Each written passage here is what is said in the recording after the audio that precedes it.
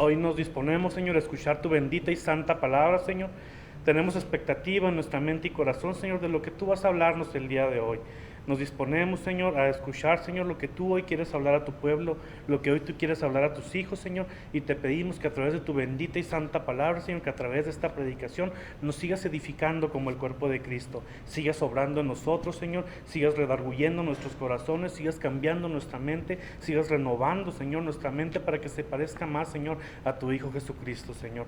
Nos ponemos en tus manos, Señor, y nos disponemos a escuchar esta bonita palabra, Señor. Aquí está tu púlpito, aquí está tu Hijo, Señor. Usa mi voz, usa mi cuerpo, usa lo que quieras usar, Señor, para bendecir y ministrar a tu pueblo, Señor.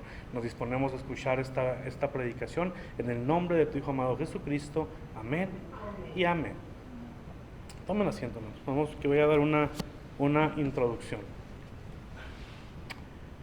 En una ocasión yo les compartí a ustedes uno de los momentos más amargos de mi vida.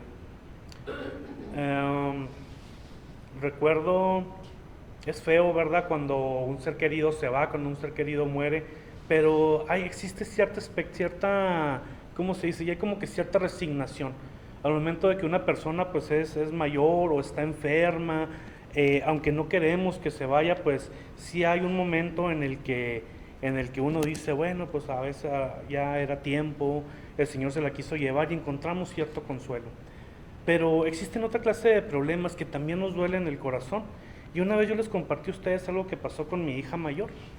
Mi hija mayor hubo un momento en su cambio que estaba ya creciendo, ¿verdad? Su paso de la niñez a la pubertad y las hormonas y todo lo que les pasa ahorita a los jóvenes, y en un momento de ira, en un momento de enojo, comenzó ella sin pensar a decirme palabras sumamente hirientes. Hace poco platicaba con mi familia de esto y esas palabras de una niña, ¿verdad? Que yo estaba consciente que era una niña inmadura, que eran emociones, que era un momento nada más de exaltación. A pesar de eso, yo no pude evitar que mi corazón se me hiciera pedazos. Esa vez yo recuerdo que me fui a orar al lugar donde yo oraba, en otra casa que vivíamos, y me tiré al suelo y no podía pronunciar palabras, solamente era llanto. Me dormí en la 1, 2 de la madrugada y me desperté a las 6 de la mañana con la única esperanza de irme a tirar a los brazos de Dios y seguir llorando, ¿verdad? Porque yo me sentía muy lastimado. Y yo creo, hermano, que nada duele más en el corazón que cuando nos lastiman como padres o como madres. ¿Y saben por qué este dolor es tan profundo? Porque ese dolor penetra tan dentro de nuestra alma que no hay medicamento, ni terapia, ni remedio casero que pueda evitarlo. Porque nuestros hijos, hermano, tienen acceso a lo más profundo de nuestras emociones, a lo más profundo de nuestra alma. Y cuando algo nos lastima en esa parte de nuestro interior, nos damos cuenta que el tiempo no es cierto que cura nada, ¿verdad? Que el dinero no puede hacer mucho al respecto, que podemos tener la mejor economía, el mejor trabajo, el mejor carro, la mejor casa, podemos tener la vida resuelta, podemos tener un matrimonio estable, y nada de eso tiene la capacidad de borrar el dolor que nos provocan las palabras hirientes de un hijo. O peor aún, perder a un hijo, algo que desgraciadamente muchas personas saben lo que se siente.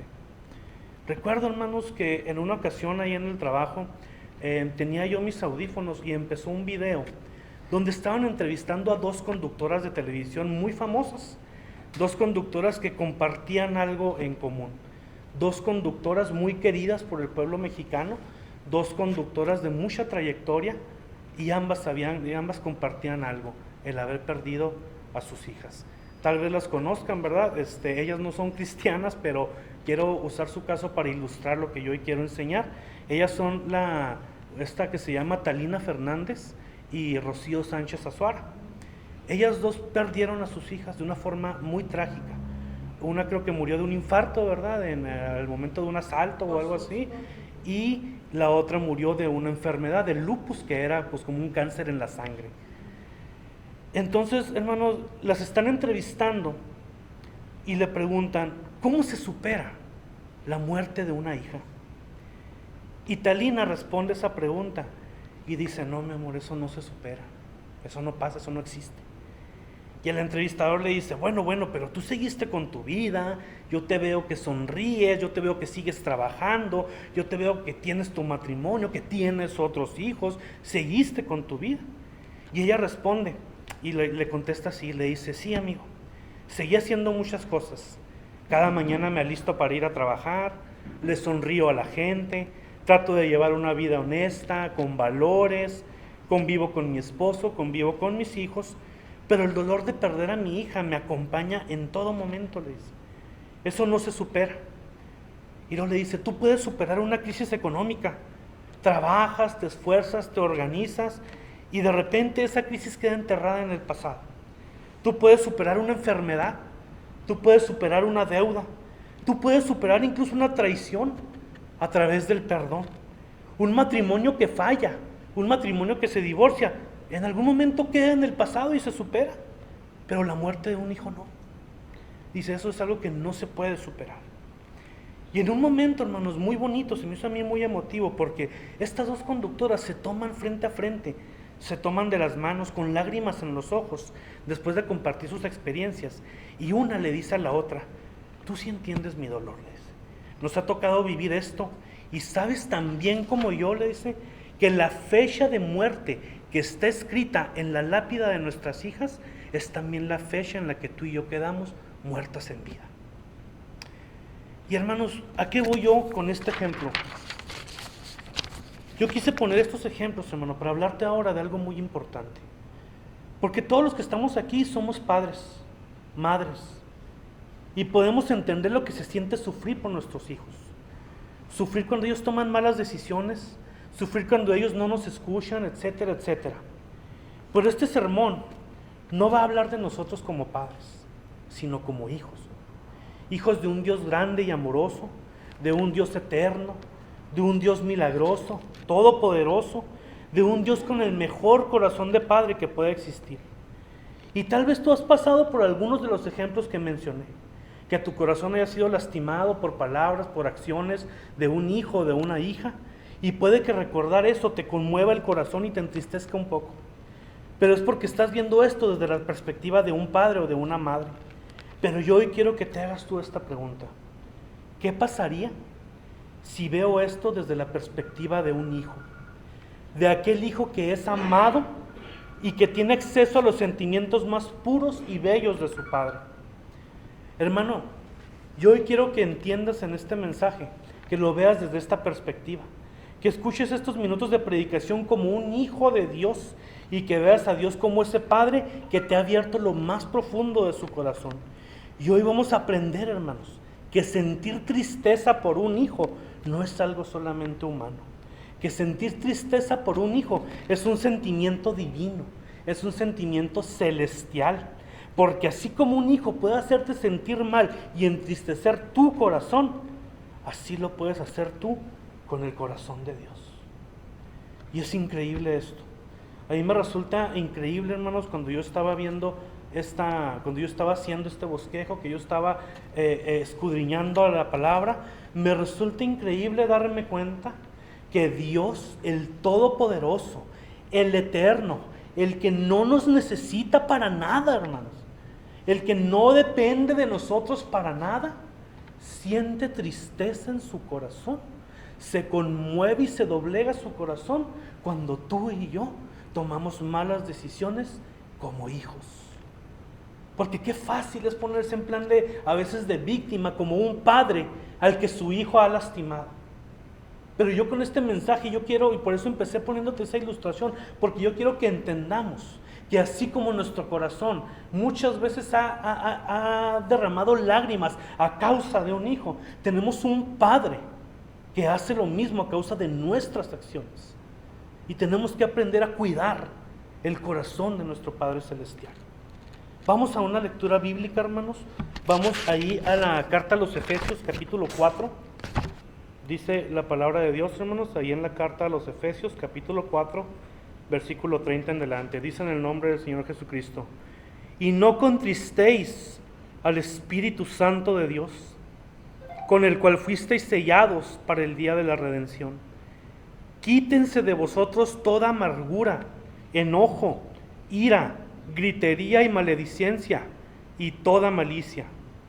Antes sed benignos unos con otros, misericordiosos, perdonándoos unos a otros, como Dios también os perdonó a vosotros en Cristo. Amén. Gloria a Dios. Hermano, en la Biblia podemos ver a Jesús llorando en múltiples ocasiones. Vamos a empezar poniendo esta ejemplificación de Jesús hombre. La ocasión más popular fue aquella vez que él ve el dolor en el corazón de sus amadísimas Marta y María de Betania, las hermanas de Lázaro. Estas tres personas, Lázaro, Marta y María, eran sumamente amadas por Jesús. Y en una parte de esta historia muy conocida que ya predicamos, Lázaro está muerto en su tumba, mientras que Marta y María sufren y lloran por la pérdida de su hermano. Y ahí, frente a la tumba del difunto Lázaro, vemos a Jesús llorar. Enseñamos en una ocasión que Jesús lloraba no tanto por Lázaro, porque él iba a ser resucitado. Jesús tampoco lloraba porque mucha gente no creía en él. Jesús lloraba por ver el corazón de Marta y de María, que estaba sufriendo a causa de la muerte de su hermano. En otra ocasión, hermanos, Jesús llora al ver a Jerusalén. Esto sucede un poco antes de que Jesús entre al templo a correr a los mercaderes. Jesús llora por la misma razón que lloró Habacuc, por la misma razón que lloró el profeta Jeremías, porque los hombres se alejaban cada vez más de Dios, porque el pecado domina el corazón de los hombres y los vuelve perversos, los vuelve avaros, los vuelve maliciosos, los vuelve violentos, se alejan de Dios y las consecuencias son duras. Estas lágrimas de Jesús representan el amor que Dios tiene para la humanidad. Y en otra ocasión, hermanos, podemos ver a Jesús en Getsemaní, aquella noche poco antes de ser apresado, mientras Jesús oraba a su Padre en los cielos y le decía: Padre, si es posible, pasa de mí esta copa. ¿Saben qué pasaba? Jesús lloraba. Y aunque los evangelios no lo dice textualmente, la carta a los hebreos sí. ¿Cómo sé que lloraba? Te leo una porción de la carta a los hebreos. Dice Hebreos 5, del 7 al 9. Y Cristo, en los días de su carne, es decir, Jesucristo hombre, ofreciendo ruegos y súplicas con clamor y lágrimas al que le podía librar de la muerte. ¿Esto a qué se refiere el autor a los hebreos? Se refiere a cuando Jesús estaba diciéndole a su Padre Celestial: Señor, tú me puedes librar de esto. Si es posible, pasa de mí esta copa. Y dice la carta a los hebreos: fue oído a causa de su temor reverente. Ya enseñamos también que una cosa es temor de Dios y otra cosa es miedo a Dios. Son cosas diferentes, ¿verdad? El temor de Dios es algo que todos los creyentes debemos de tener, y Jesús hombre lo tenía. Y dice la epístola: y aunque era hijo, por lo que padeció aprendió la obediencia, y habiendo sido perfeccionado, vino a ser autor de eterna salvación para todos los que le obedecen. Pero a mí me llamó la atención esta sencilla frasecita, donde dice: ofreciendo ruegos y súplicas con clamor y lágrimas. Jesús en llanto le pidió a su Padre: si es posible, pasa de mí esta copa. Y con el rostro lleno de sudor y lleno de lágrimas fue cuando dijo: pero no se haga mi voluntad, sino la tuya. Y hermano, yo no sé si te has dado cuenta de lo grande e importante que es esto.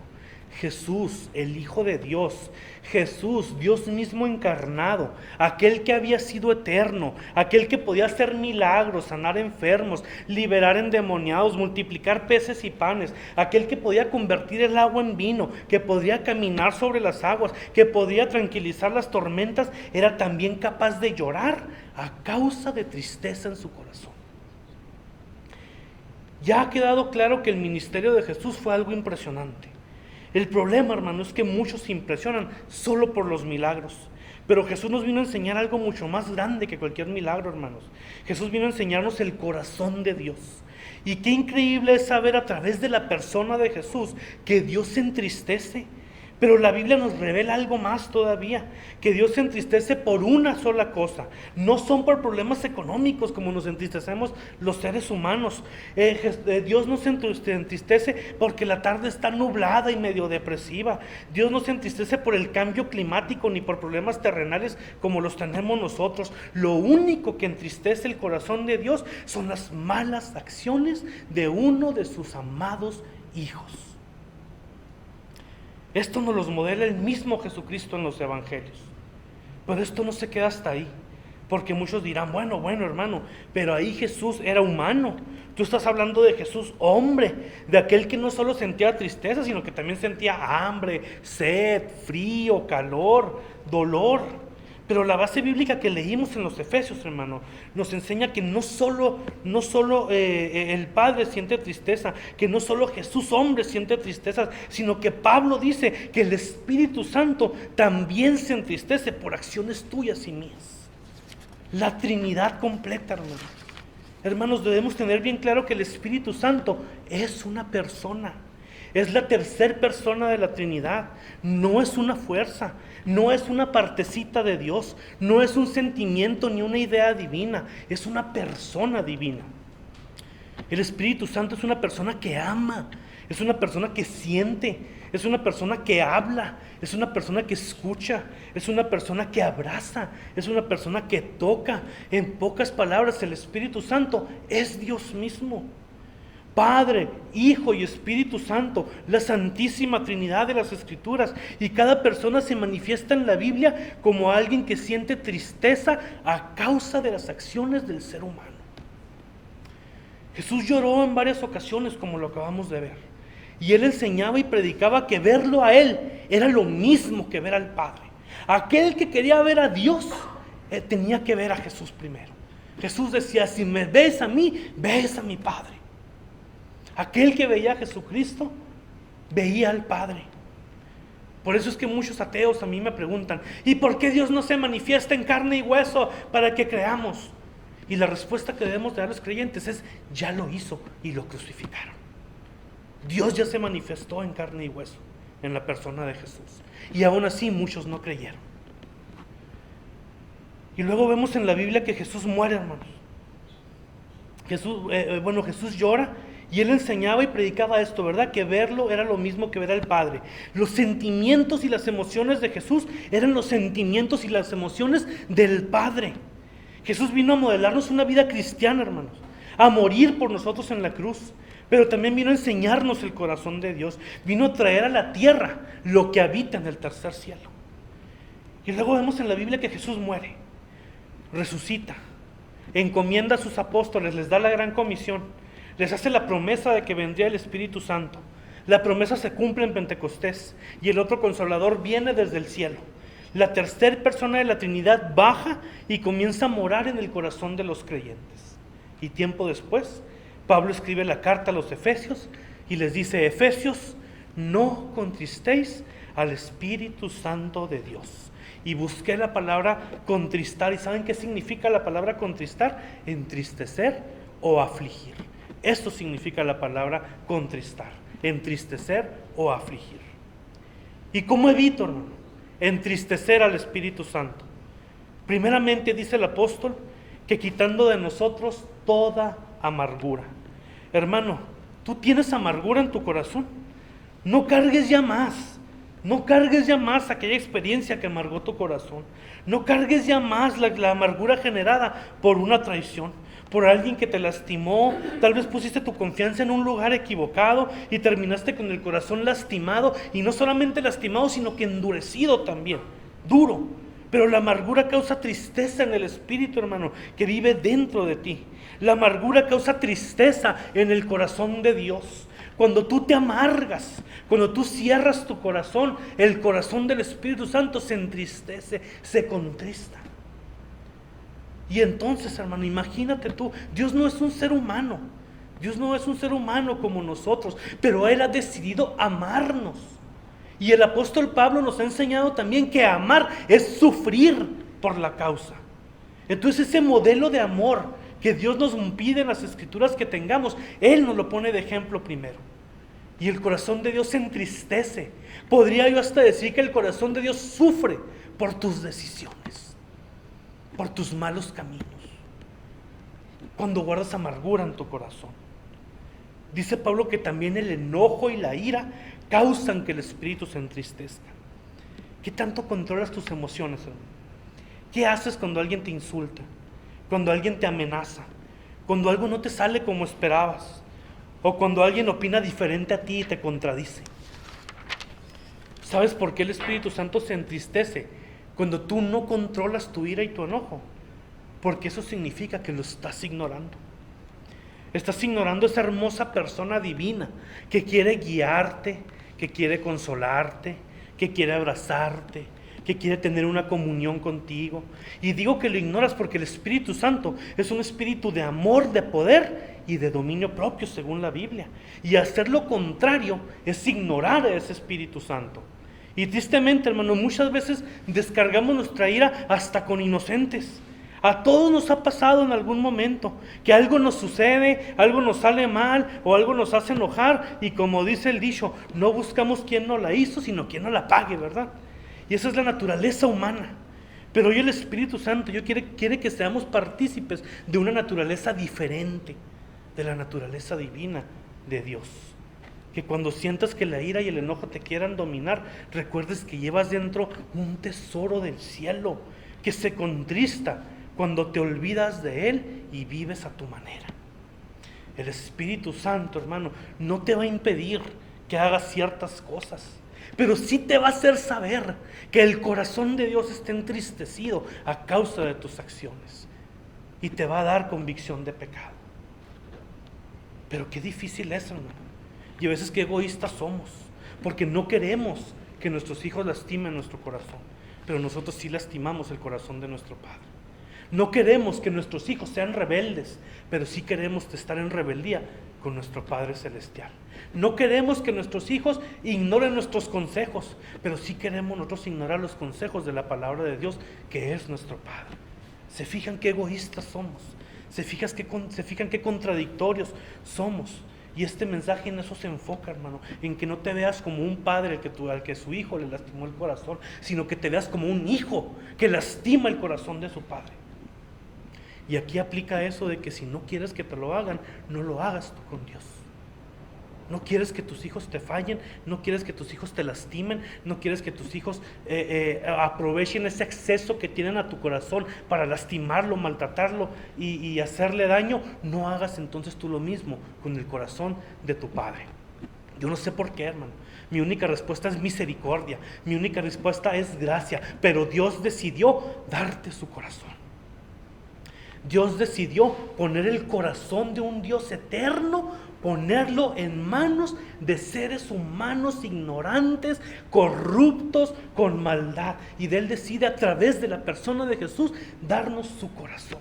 Porque Jesús no vino a condenarnos, Jesús vino a amarnos, Jesús vino a perdonarnos, Jesús vino a redimirnos, Jesús vino a hacer puras cosas buenas por nosotros. Eso es dar el corazón.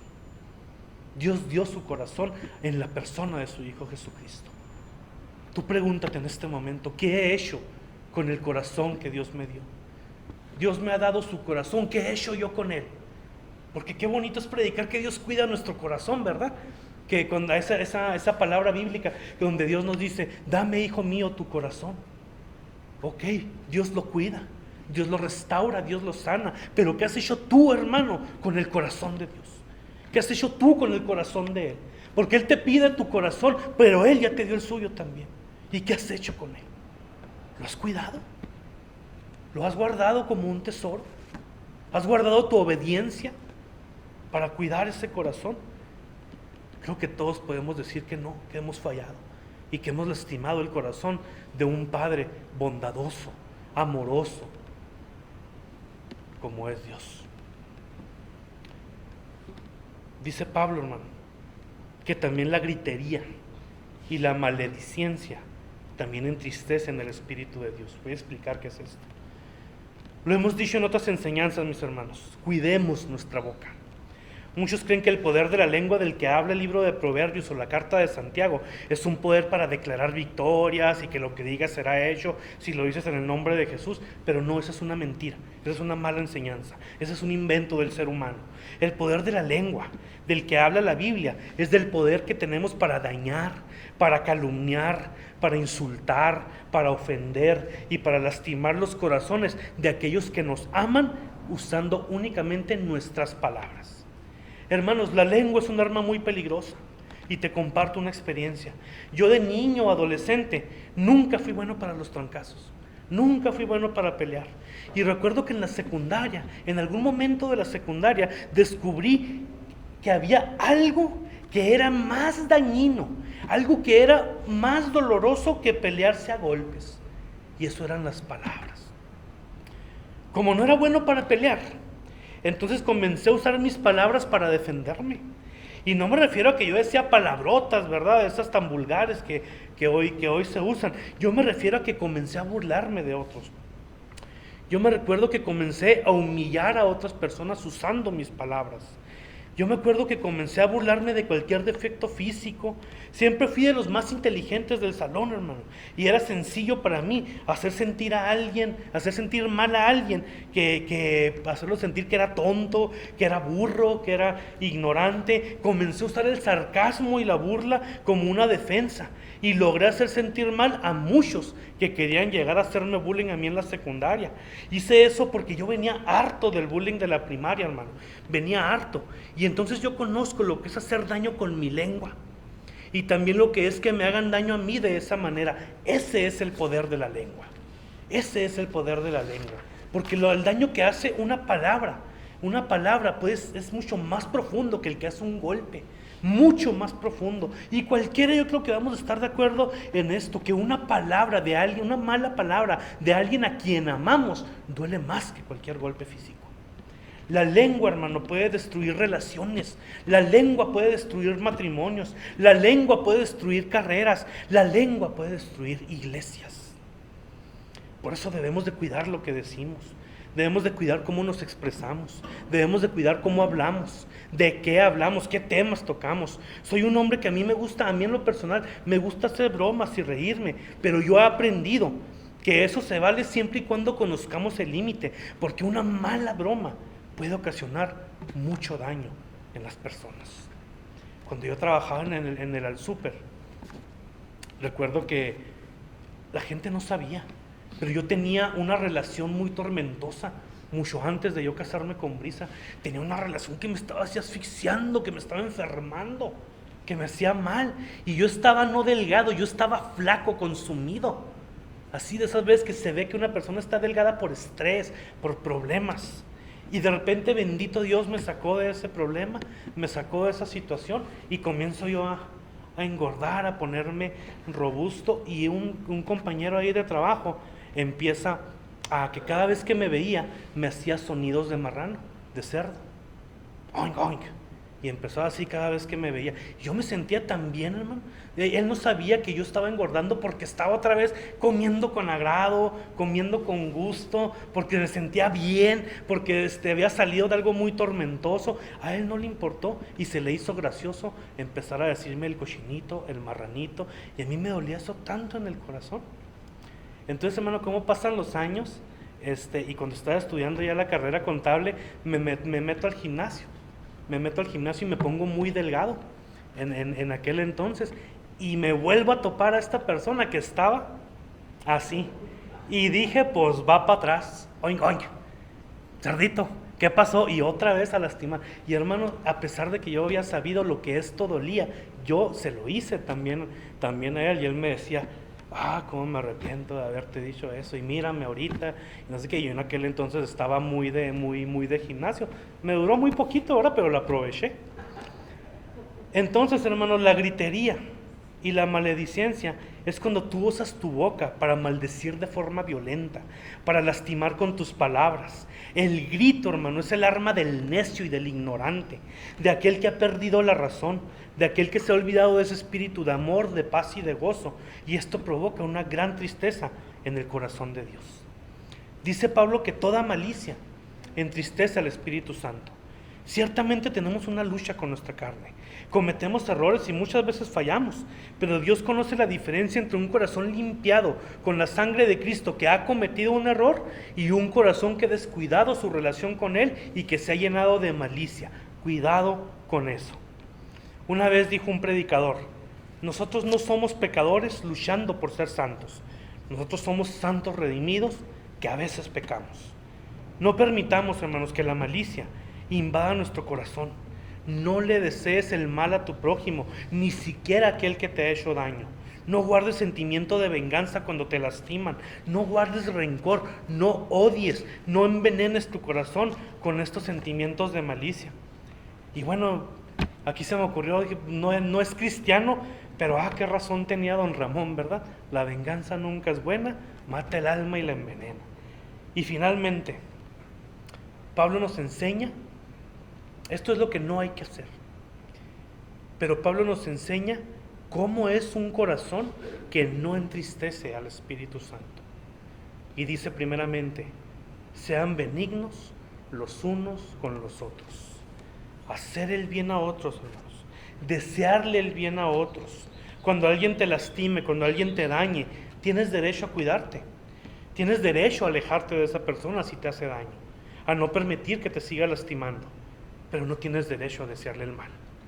Tú quieres desearle algo a esa persona, desearle que Dios trate con esa persona. Desea en tu corazón que aquella persona que te ha traicionado, que ha herido tu corazón, que ha perdido tu confianza, tenga un encuentro con Dios, porque ahí es donde su orgullo será humillado. Dios es un Dios justo, mucho más justo que el ser humano. Un encuentro con Dios, hermano, es lo que esta persona necesita, porque Dios le va a dar a esta persona las consecuencias de sus actos. No se trata de desear que Dios lo castigue para que tú disfrutes cómo esa persona es humillada y quebrantada. Se trata de entender que debemos de ser distintos al mundo. Debemos entender que confiar en la justicia divina significa renunciar a nuestros malos deseos y poner en manos de Dios incluso a nuestros enemigos. Porque Dios también ama a aquel que te ha hecho mal. Y ponerlo en manos de Dios es la más grande acción de benignidad. Cuando un hermano en Cristo se equivoque y te llegue a hacer algo malo, llegue a hablar de ti o llegue a ofenderte de alguna manera, lo mejor que puedes hacer es ponerlo en manos de Dios y no ensuciar tu corazón con rencor. Porque cuando tú ensucias tu corazón con estos sentimientos, el corazón de tu Padre se entristece. Pide a Dios por el bien de los hermanos en Cristo. Pide a Dios por el bien de tu familia, por el bien de tu ciudad, por el bien de tu país y sobre todo por el bien de tus enemigos. Esa es una gran muestra de benignidad. Dice Pablo: sean misericordiosos, perdonándoos unos a otros, como también os perdonó a vosotros en Cristo. ¿Conoces misericordia más grande, hermano, que la que tú y yo hemos recibido? Yo no.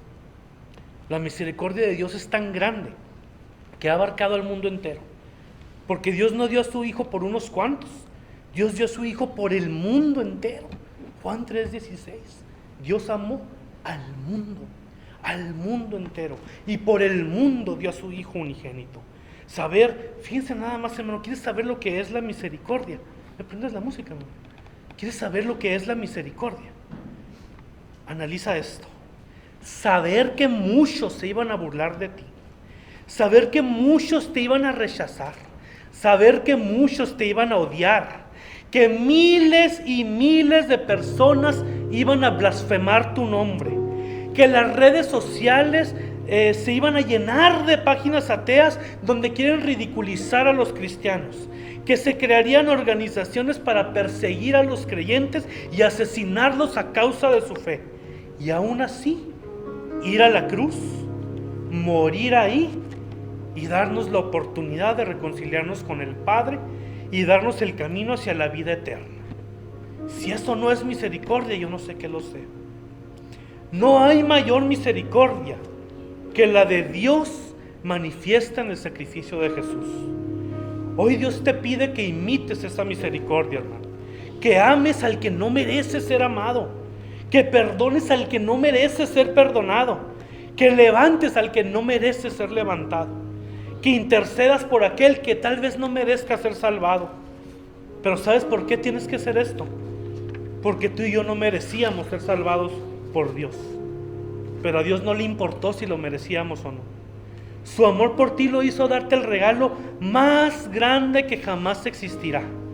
Nosotros, hermano, que no merecíamos nada, hemos recibido todo en la persona de Jesús, el Hijo de Dios, para que en Él tengamos vida y vida en abundancia. La vida en abundancia, hermano, es una vida que no se acaba, es una vida eterna. Y yo sé que lo repito en muchas predicaciones, pero perdona. Es momento de que perdones. No importa si él o ella merecen tu perdón. Aquí lo importante es lo que Dios merece. Y Dios merece todo de ti. Todo tu amor, toda tu vida y toda tu obediencia. Hermano, yo quiero terminar con unos textos que hablan del Espíritu Santo. Hoy hemos aprendido que Él se puede entristecer, pero el Espíritu de Dios también se puede insultar.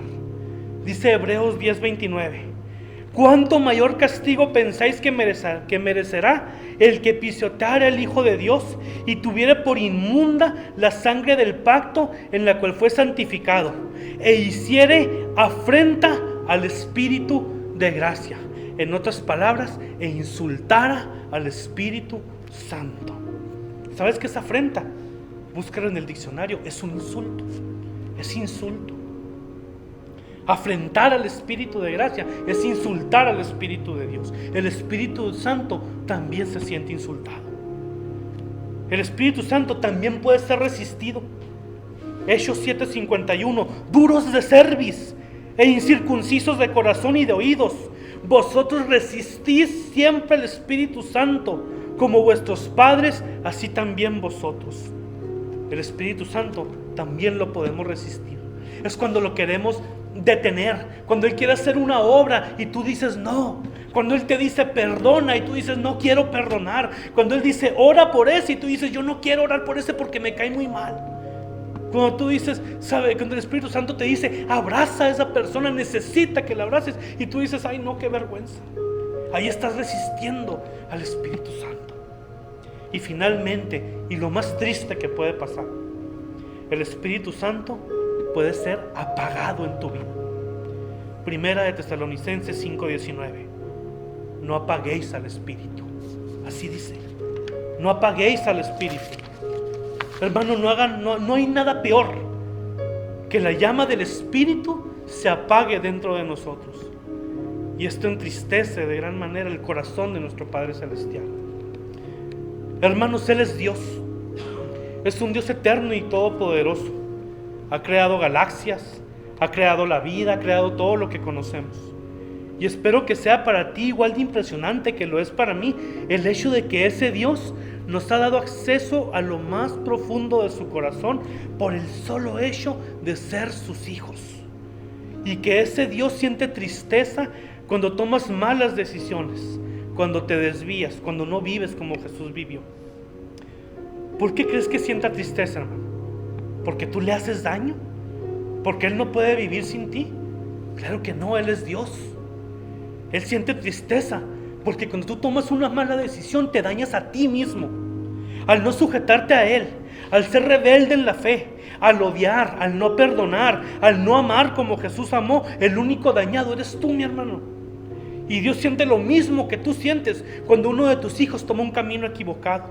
Y siente eso porque te ama como nadie en la vida te amará. Él siente tristeza, hermano, porque te dañas. Claro que vivir una vida agradable a los ojos de Dios te trae muchas bendiciones. Pero hoy quiero que no lo veas de ese lado.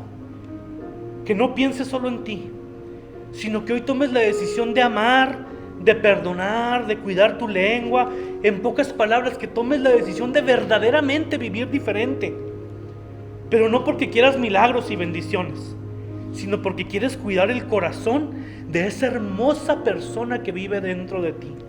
Esa persona que aún siendo una persona todopoderosa, se entristece cuando tú dejas tu comunión con Él.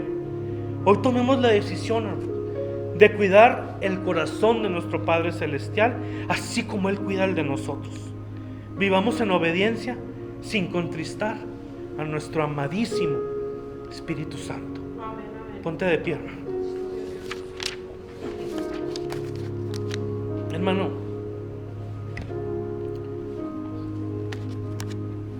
espero que el hecho de entender que tú entristeces el corazón del Espíritu, te cause ese dolor que sientes cuando te lo lastiman a ti.